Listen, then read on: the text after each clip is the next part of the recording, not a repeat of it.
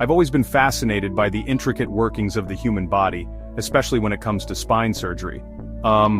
Medical jargon can be overwhelming, so let's break down ALIF and PSF surgeries in a way that actually makes sense.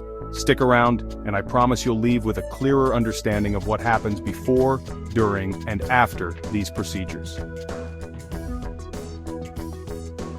Let's start with ALIF, which stands for Anterior Lumbar Interbody Fusion. Now you might be wondering, what's with all these fancy words? Well, it's actually pretty straightforward. Anterior means we're approaching from the front, lumbar refers to the lower back, and interbody fusion is just a fancy way of saying we're fusing vertebrae together. PSF, on the other hand, stands for posterior spinal fusion. As you might guess, posterior means we're coming in from the back this time. The surgeon makes an incision along your spine, removes the problematic disc, and then uses metal screws and rods to hold everything in place while the bones fuse together. Sometimes the front approach gives better access or is safer for certain conditions. Other times the back approach is more suitable. Your surgeon will decide based on your specific situation, kind of like choosing the best tool for a job. Let's talk about what happens before you even get to the operating room. You'll go through a series of tests and assessments.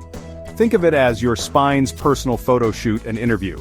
These help the surgical team plan everything down to the last detail. You might also need to make some lifestyle changes, like quitting smoking or adjusting your medications.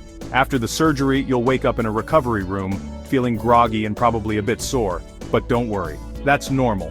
The medical team will be monitoring you closely, like hawks watching their eggs.